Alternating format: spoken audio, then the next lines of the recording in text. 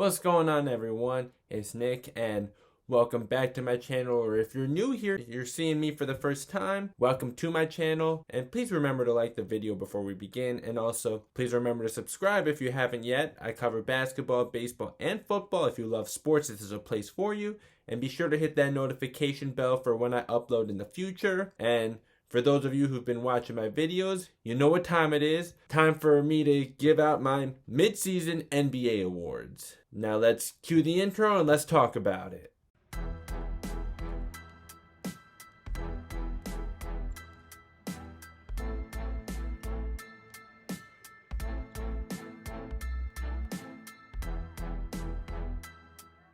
So before I actually talk about my mid-season awards, I also want to talk about Mike Conley being chosen as Devin Booker's replacement for the All-Star game. And congrats to Mike Conley on finally making his first All-Star game and no longer being that guy who's contributed to winning basketball for almost his entire career and is yet to make an All-NBA team or an All-Star team. However, to me, DeMar DeRozan is more deserving. He's putting up better numbers. He's scoring 20 points per game, dishing out 7 assists per game. Yeah, I know assists are not the most reliable way to evaluate how good of a playmaker you are, but he is averaging more assists. But DeMar DeRozan is also turning the ball over a lot less than he has in the past. He has his lowest turnover average since the 2012-13 season, and his lowest turnover percentage since the 2016-17 season. Yeah, turning the ball over less may come with a lower usage rate, but still, I think that from what I've seen, his playmaking ability really has taken a step up, so I'm definitely going to have to give him credit for that. DeMar DeRozan's 7 assists per game is a career high for him. And also, DeMar DeRozan has been more efficient than Mike Conley this year. And also, yes, the Jazz have the best record in the NBA right now, but Mike Conley's averaging 16 points per game with 5 assists per game. The Spurs have the 5th best record in the West. I don't think it's talked about enough. DeMar DeRozan's become severely underrated since he's gone to the Spurs. I think the Spurs deserve a lot more credit than they've gotten and should be rewarded with an All-Star. And yeah, I really think that DeMar DeRozan should be replacing Devin Booker instead. And position certainly didn't matter when they chose Booker to replace Anthony Davis, right? Well, I don't think they should matter here either. You could say that Mike Conley is shooting the 3 a lot better than DeMar DeRozan, and of course, you can say he's playing better defense, but other than that, I definitely would take DeMar DeRozan over Mike Conley. But okay, let's get on with the awards now. So, I'm going to start with the MVP. I'm sorry I'm not choosing LeBron, and if you think I'm a LeBron hater, you're obviously new here, and plus, look what I'm wearing right now.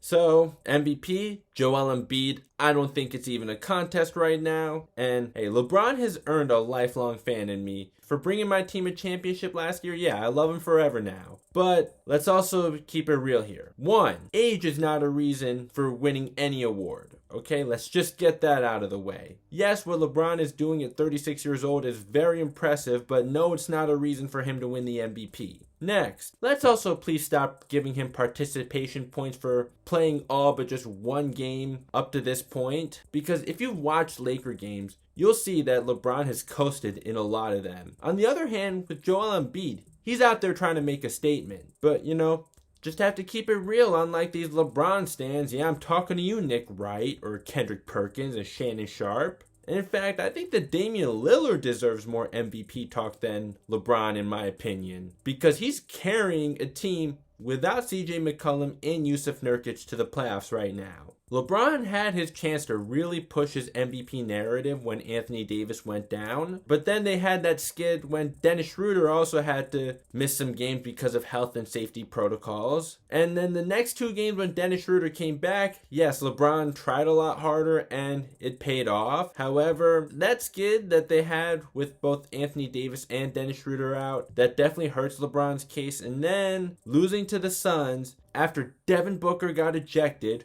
And by the way, that was one of the top 3 worst ejections this year that at least I can remember. And LeBron scored 38 points in that game, but the Lakers lost. So, and even with the Suns having their star player ejected, so even with LeBron scoring 38 points, that still doesn't help LeBron's MVP narrative. The Joel Embiid, he has the Sixers at the top of the Eastern Conference right now. They'd be the 3rd seed in the West, half a game above the Lakers. Not only is Embiid leading his team to wins, statistically he's also been a lot better than LeBron, putting up 30 points per game and 11.6 rebounds per game. And he's even shooting 41.6% from 3. Yeah, on a career low in attempts, but only a marginal career low, so I'm still very impressed. Joel Embiid, definitely MVP this season, so now I gotta move on to Defensive Player of the Year. It's down to Rudy Gobert and Ben Simmons. If I had a vote, I would actually vote for Ben Simmons because he's more versatile and he's the guy that you want defending the other team's best player, and he's done an amazing job at defending guys like Damian Lillard and Luka Doncic. But I can also see the award going to Rudy Gobert because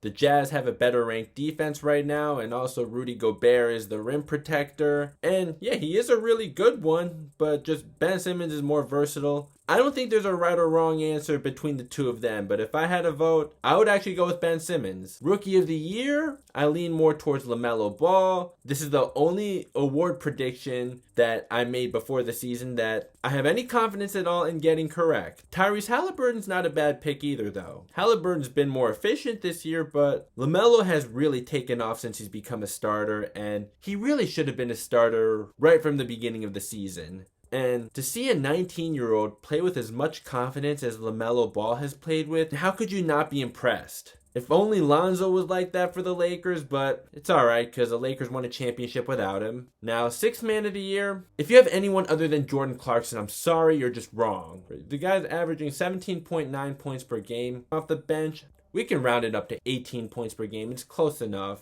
And he's doing it on very good efficiency. Has a true shooting percentage of 58%. Field goal percentage is decent. It's 44.7. It's not terrible. But effective field goal percentage is 55.5%. So I really can't see how Jordan Clarkson is not the 6th man of the year, especially while doing what he's doing while playing behind Mike Conley and Donovan Mitchell. If I really do have to give an honorable mention though, alright, I'll give it to Shake Milton, but really, Jordan Clarkson is running away with this award right now, and having followed him since his rookie year, I'm really happy for him. Coach of the Year, it's coming down to Tom Thibodeau and Quinn Snyder. I can see it going to Quinn Snyder, but my pick is Tom Thibodeau. The Knicks were supposed to be arguably the worst team in the league, and here they are now as a mid-seeded team in the East, a game above 500, and the 2nd best defense in the NBA right now. I gotta give it to Tom Thibodeau. Although, aside from Thibodeau and Quinn Snyder, Greg Popovich is a dark horse candidate in my opinion. For him to have the Spurs as the 5th seed, with very low expectations going into the season, yeah, Greg Popovich, he deserves to be in the discussion, but at the end of the day, I'm going with Tom Thibodeau. Most improved player, I gotta give this one to Jeremy Grant. Going from scoring 12 points per game last season to 23 this year. Yeah, on a pretty bad Detroit Pistons team, but still, sometimes it can come down to opportunity with most improved player, and if it is or if it isn't, well, I can definitely 100% see this one going to Jeremy Grant. Before Christian Wood started missing all those games, it was down to Christian Wood and Jeremy Grant. But with Christian Wood missing as many games as he has, I got to give it to Jeremy Grant. Some honorable mentions include Julius Randle, DeJounte Murray, and Terry Rozier. Executive of the Year, I gotta give it to Daryl Morey. I think this goes without saying, seeing the Sixers with the number 1 seed in the East, when last year their fit was terrible and they were so poorly coached. Daryl Morey came in and got the team the much needed spacing that they were missing from last year and got rid of Al Horford's really bad contract. And Doc Rivers, at least he's been a lot better than Brett Brown. He's someone I can trust to bring in a culture, just not for X's and O's, which is shown in the playoffs for the last several years, especially last year. And if I were a Clippers fan, I would be saying good riddance too about Doc Rivers. But up to this point,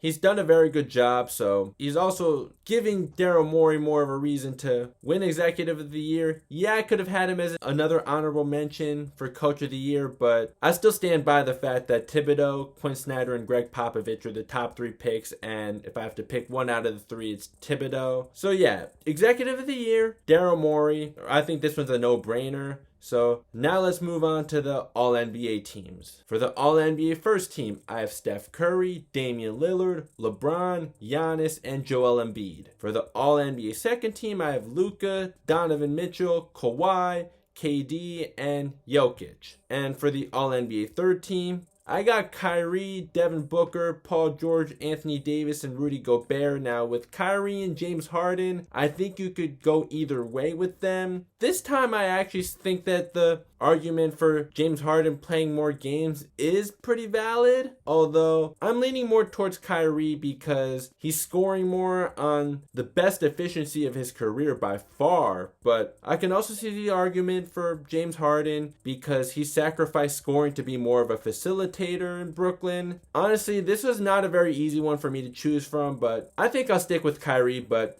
if you disagree with me, you can let me know in the comments. So I'll give some honorable mentions now because this is pretty tough to choose from. But okay, I'll start with Chris Paul as an honorable mention. And I went into the season predicting he wouldn't make any of the All-NBA teams. And I felt really bad about it, and right now I feel bad about it too, not choosing him for the midseason All-NBA teams. And then there's also Bam Adebayo, and hey, the Heat are starting to click now, so maybe by the end of the season, Bam Adebayo will take a spot on here for all we know. And Jimmy Butler, he might be able to snag a spot too. You know, right now he's missed too many games to be on an All-NBA team, but with the Heat clicking the way they are right now, yeah, I definitely see Jimmy Butler as an honorable mention, but just not quite there because of all the games he missed and the slow start that the Heat got off to. Then we also got Bradley Beal, the NBA's leading scorer right now, and I believe last year he became the first scoring champion to not make an All-NBA team, and I believe that's going to happen this year too. However, the Wizards are playing a lot better as of late, so maybe he can make a push as the season progresses. And then there's also Jason Tatum and Jaylen Brown. I took them off here when the Celtics went below 500. They haven't lost since they've dipped under 500. They've won their last 4, but I'm still not completely sold that they should be making any of the All-NBA teams, to be honest. And Julius Randle, as much as I would like to have him on here, I don't know if he's quite as deserving as the guys on here. And Zach LaVine, yeah, he definitely deserves to be in the discussion, but didn't quite make the cut. But that goes to show how much talent there is in today's NBA. Like, yeah, it's a lot easier to score in today's NBA because of the rules, particularly no hand checking, but still, there is a lot of talent in today's NBA. I don't know or think there were this many snubs in the 90s. Of course,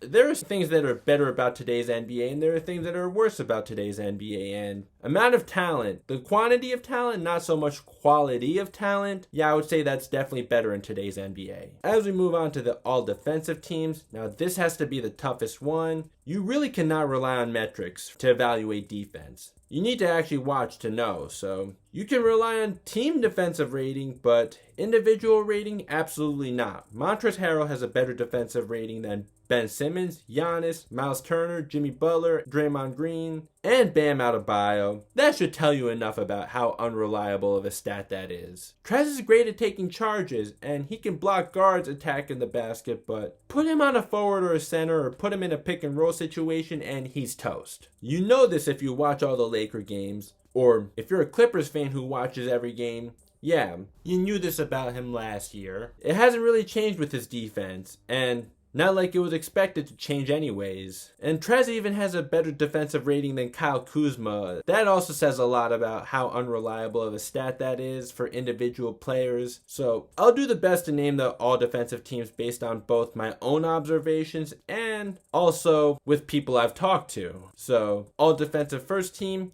Ben Simmons, Lou Dort, Mikal Bridges, Giannis Antetokounmpo, and Rudy Gobert. All Defensive Second Team, Drew Holiday, Dennis Schroeder, Draymond Green, Anthony Davis, and Joel Embiid. So yeah, plenty of snubs on here. I know. So I'll just talk about that. I talked to Darian at Dime Dropper Podcast. I talked to him quite a lot, actually. You know, if you watch his videos, he's a super fan of the Clippers, and he told me no Clippers belong on here. I'll take his word for it, because I know he watches more Clipper games than I do. Of course, I have watched Clipper games, but definitely not as many as he has. So yeah, no Kawhi, no Paul George, or Patrick Beverly on these all-defensive teams. Miles Turner, definitely an honorable mention. It was really tough for me to pick between him and Joel Embiid, but I ended up going with Embiid here. And then there's also Mitchell Robinson. I really wanted to throw him in here, especially with the Knicks having the second best defense in the NBA. However, don't think he's quite as deserving as Gobert, Embiid, or Miles Turner. And him breaking his hand and missing the last few games definitely doesn't help his case. I'll say LeBron is an honorable mention, but we can be real that his best days on defense are behind him. And at least he's much better on defense now than he was in his second stint in Cleveland.